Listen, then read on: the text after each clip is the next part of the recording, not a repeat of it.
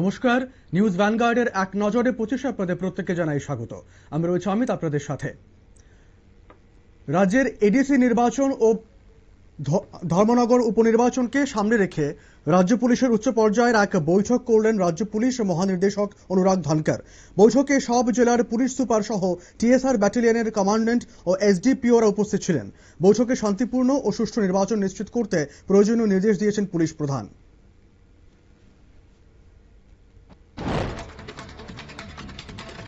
মহারানী চেলাগাং কেন্দ্রের বাজারবাড়িতে এলাকায় বিজেপি প্রার্থী সম্রাট জমাতিয়ার প্রচার সভাকে কেন্দ্র করে উত্তেজনা দেখা দিয়েছে সোমবার।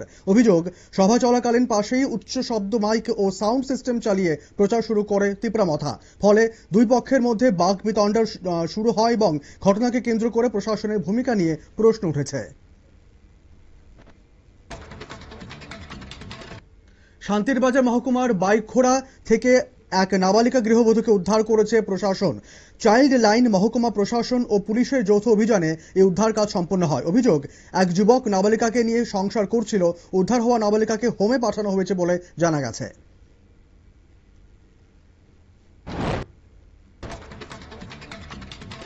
রেগার মজুরি না পেয়ে সাবরুমের সাতচাঁদ ব্লকের চালিতাছড়া এডিসি ভিলেজ কার্যালয়ে তালা ঝুলিয়ে বিক্ষোভ দেখালেন শ্রমিকরা। সোমবার এই ঘটনায় কার্যালয় কর্মীরা আটকে পড়েন। শ্রমিকদের অভিযোগ, গত 4 মাস ধরে তারা মজুরি পাননি। কার্যালয়ের জিআরএস জানান, নিয়ম মেনে কাজের দাবি না আসায় অর্থ প্রদান প্রক্রিয়া সম্পূর্ণ হয়নি।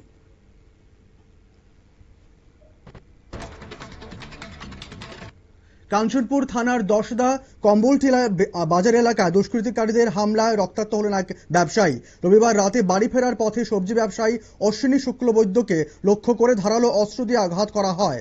তাকে উদ্ধার করে প্রথমে স্থানীয় স্বাস্থ্যকেন্দ্র, পরে ধর্মনগর জেলা হাসপাতালে ভর্তি করা হয়। বর্তমানে তিনি স্থিতিশীল রয়েছেন। যাত্রাপুর থানার বিলোনিয়া সোনামুড়া বাইপাস সড়ক থেকে দুই বাংলাদেশি ও এক ভারতীয় যুবককে আটক করেছে পুলিশ। রবিবার সন্ধ্যায় নাকা পয়েন্ট চেকিং থেকে গাড়িতে তল্লাশি চালিয়ে তাদের ধরা হয়। ধৃতদের কাছ থেকে 3টি মোবাইল, 1810 টাকা বাংলাদেশি মুদ্রা ও নথিপত্র বাজেয়াপ্ত করা হয়েছে। আটক বাংলাদেশি দুই যুবকের বাড়ি বরিশালে। কৈলাসহরের ইরানি হামিদপুর গ্রামে গরু চুরির সময় দুর্ঘটনাগ্রস্ত একটি অল্টো গাড়ি উদ্ধার হয়েছে। রবিবার দুটি গরু চুরি করে পালানোর সময় নিয়ন্ত্রণ হারিয়ে গাড়িটি রাস্তার নিচে পড়ে যায়। ঘটনাস্থল থেকে চোরেরা পালিয়ে গেলেও গাড়ির ভেতর থেকে গরু দুটিকে উদ্ধার করেন গ্রামবাসীরা। উদ্ধার হওয়া গাড়ি ও গরু স্থানীয়দের হেফাজতে রয়েছে।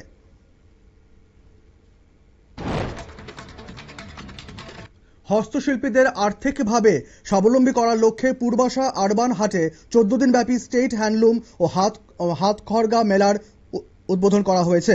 ভারত সরকারের বস্ত্র মন্ত্রণালয়ের সহযোগিতায় তাঁত হস্তশিল্প ও রেশম শিল্প অধিকারের উদ্যোগে এই মেলার আয়োজন করা হয়। মেলায় মোট 72টি স্টল রয়েছে, যার মধ্যে 15টি বহিরাজ্যের।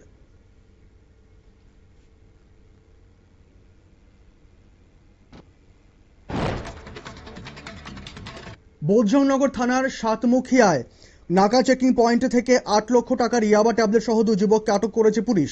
রবিবার অটোরিকশাতে তল্লাশি চালিয়ে প্রায় 8000 ইয়াবা ট্যাবলেট উদ্ধার করা হয়। ধৃতরা আগরতলা, আড়ালিয়া ও সিপাহীজলা জেলার বাসিন্দা। অভিযুক্ত অটোরিকশা চালক পালিয়ে যেতে সক্ষম হয়।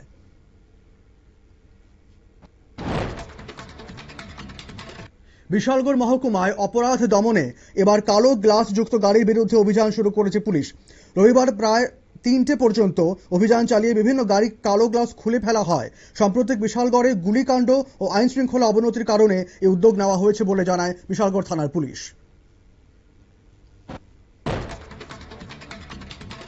ধর্মনগর উপনির্বাচনে সোনারোড বাসা এলাকায় প্রচারে গিয়ে বেহাল রাস্তা নিয়ে ক্ষোভ প্রকাশ করেন সিপিএম প্রার্থী অমিতাভ দত্ত। তিনি স্থানীয় 3 ও 4 নম্বর ওয়ার্ডের রাস্তার দুরবস্থা সরেজমিনে পরিদর্শন করেন। অমিতাভ দত্ত বিজেপি সরকারের উন্নয়নের দাবিকে ফাঁকা বুলি বলে কড়া সমালোচনা করেন। স্থানীয়রাই দীর্ঘদিনের এই সমস্যা তুলে ধরেন। নির্বাচনী প্রচারে বেরিয়ে তেলিয়ামুড়া মানিক বাজার এলাকায় জনবিক্ষোভের মুখে পড়লেন মন্ত্রী বিকাশ দেববর্মা। রবিবার সন্ধ্যায় মানিক বাজার এসপিও ক্যাম্প সংলগ্ন এলাকায় মন্ত্রীর পথ আটকে তার গাড়ি ভাঙচুর করা হয়েছে বলে অভিযোগ উঠেছে। ঘটনায় জনজাতি কল্যাণ দপ্তরের গাড়ি সহ একাধিক যানবাহন ক্ষতিগ্রস্ত হয় এবং কয়েকজন আহত হন। ধর্মনগর উপনির্বাচনে জহর চক্রবর্তীকে বিপুল ভোটে জয়ী করার আহ্বান রাখল বিশ্ব হিন্দু পরিষদ। বিজেপি প্রার্থী জহর চক্রবর্তীর সমর্থনে ধর্মনগরে বিশ্ব হিন্দু পরিষদের এক বৈঠকের আয়োজন করা হয়। সভা থেকে বিজেপি প্রার্থীকে জয়ী করতে প্রচারের আহ্বান জানানো হয়। পাশাপাশি বাড়ি বাড়ি গিয়ে প্রচার করার নির্দেশ দেওয়া হয় কর্মীদের। আগরতলার বটতলা এলাকা থেকে পুলিশের সঙ্গে দুর্ব্যবহারের অভিযোগে 3 যুবককে আটক করা হয়েছে। রবিবার রাতে এনজিওর নাম করে অভিযুক্ত 3 যুবক দুজন যুবতীকে রাস্তায় একা পেয়ে দুর্ব্যবহার করছিল। পরে এরা পুলিশের সঙ্গে বচসায় জড়িয়ে পড়ে দুর্ব্যবহার শুরু করে। পরিস্থিতি নিয়ন্ত্রণে এনে পশ্চিম থানার পুলিশ 3 জনকে আটক করেছে। আগরতলার লঙ্কামোড়া এলাকায় ভারত বাংলাদেশ সীমান্তে এক বাংলাদেশি যুবককে আটক করেছে বিএসএফ। রবিবার তল্লাশির সময় সীমান্ত পেরিয়ে ভারতে প্রবেশের চেষ্টা করতে গিয়ে ধরা পড়ে সে। বিএসএফ জওয়ানরা তাকে আটক করে সঙ্গে সঙ্গে পশ্চিম থানার পুলিশের হাতে তুলে দেয়। ধৃত যুবকের পুলিশ হেফাজতে জিজ্ঞাসাবাদ চলছে।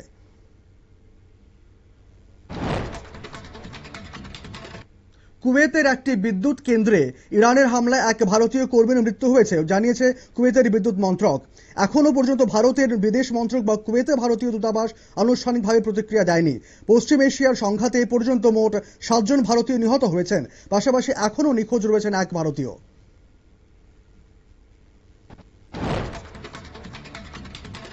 ছত্তিশগড়ের বস্তার অঞ্চলে প্রায় শেষ হয়ে এসছে নকশালবাদ।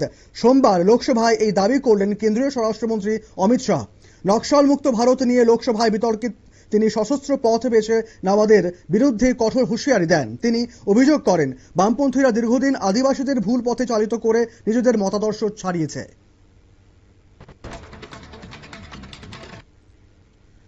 ছত্তিশগড়ের বস্তা অঞ্চলে প্রায় শেষ হয়ে এসেছে নকশালবাদ। সোমবার লোকসভায় এই দাবি করলেন কেন্দ্রীয় স্বরাষ্ট্রমন্ত্রী অমিত শাহ। নকশাল মুক্ত ভারত নিয়ে লোকসভায় বিতর্কে তিনি সশস্ত্র পথ বেছে নেওয়ার বিরুদ্ধে কঠোর হুঁশিয়ারি দেন। তিনি অভিযোগ করেন বামপন্থীরা দীর্ঘদিন আদিবাসীদের ভুল পথে চালিত করে নিজেদের মতাদর্শ ছড়িয়েছে।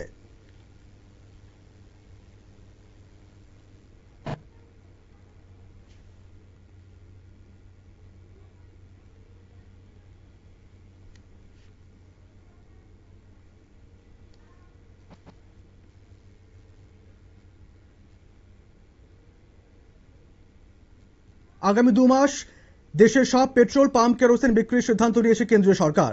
পাশাপাশি রেশন দোকানেও কেরোসিন বিক্রির অনুমতি দেওয়া হয়েছে। এই বিশেষ ব্যবস্থা আপাতত 60 দিনের জন্য চালু থাকবে এবং 21টি রাজ্য ও কেন্দ্রশাসিত অঞ্চলে কার্যকর হবে। রাষ্ট্রায়ত্ত তেল সংস্থাগুলিকে কেরোসিন সরবরাহের নির্দেশ দেওয়া হয়েছে।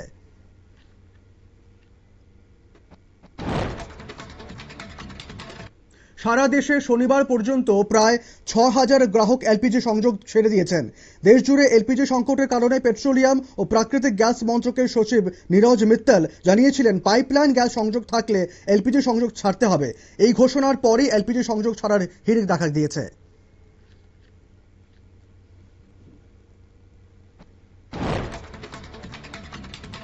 রেকর্ড পতনের মুখে ভারতীয় মুদ্রা। এক মার্কিন ডলারের দাম বেড়ে দাঁড়ালো 95.20 টাকা। এর আগে শুক্রবার ডলারের দাম ছিল 94.66 টাকা। পরিস্থিতি সামাল দিতে রিজার্ভ ব্যাংক অফ ইন্ডিয়া একাধিক পদক্ষেপ নিলেও বড় প্রভাব পড়েনি। জ্বালানি তেলের দাম বৃদ্ধি, শেয়ার বাজারে পতন ও বিদেশি বিনিয়োগ কমে যাওয়ায় চাপ বাড়ছে টাকার উপর। আমেরিকা ইরান উত্তেজনার মাঝে মধ্যস্থতার প্রস্তাব কার্যত খারিজ করে দিয়েছে ইরান। ভারতে নিযুক্ত ইরানের রাষ্ট্রদূত স্পষ্ট জানিয়েছেন আমেরিকার সঙ্গে সরাসরি বা পরোক্ষে আলোচনা হবে না। পাকিস্তানের উদ্যোগকে তাদের নিজস্ব বিষয় বলে উল্লেখ করেন ইরান। জানান বর্তমান পরিস্থিতির জন্য দায়ী কারা তা ভুলে যাওয়া উচিত নয়।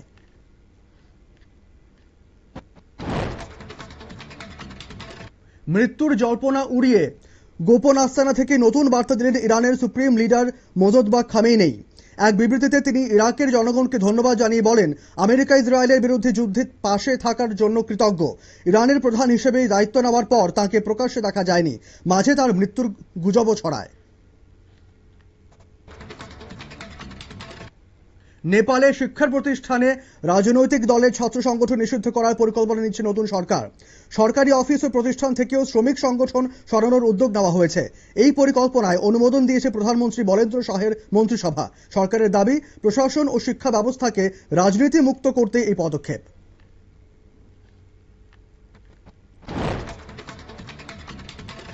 মার্কিন প্রেসিডেন্ট ডোনাল্ড ট্রাম্প দাবি করেছেন যুদ্ধ থামাতে আমেরিকার দেওয়া 15 দফা প্রস্তাবের বেশিরভাগই মেনে নিয়েছে ইরান। পাকিস্তানের মাধ্যমে এই প্রস্তাব তেহরানে পাঠানো হয় বলে জানান তিনি। যদিও এই দাবি নিয়ে ইরানের পক্ষে প্রতিক্রিয়া পাওয়া যায়নি। যুদ্ধ নয়, আলোচনায় বসার বিষয়ে ইরান তার অবস্থান স্পষ্ট করেনি। আমেরিকার বিরুদ্ধে ভীতি প্রদর্শনের অভিযোগ তুলে পরমাণু অস্ত্র পরিশোধের চুক্তি থেকে সরে আসার ঘোষণা করল ইরান। ইরানের বিদেশ দফতরের মুখপাত্র ইসমাইল বঘাই জানান, চুক্তি থেকে বেরিয়ে আসার জন্য পার্লামেন্টে একটি বিল পাশ করা হবে। ইরান স্পষ্ট করেছে তারা ধ্বংসাত্মক অস্ত্র তৈরির বিরোধিতার অবস্থান বজায় রাখবে। এক নজরে 25 এখনকার মতো এই পর্যন্তই। পরবর্তী আপডেট, সংবাদ এবং টকশো দেখার জন্য চোখ রাখুন শুধুমাত্র নিউজ ভ্যানগার্ডের পর্দায়। ধন্যবাদ।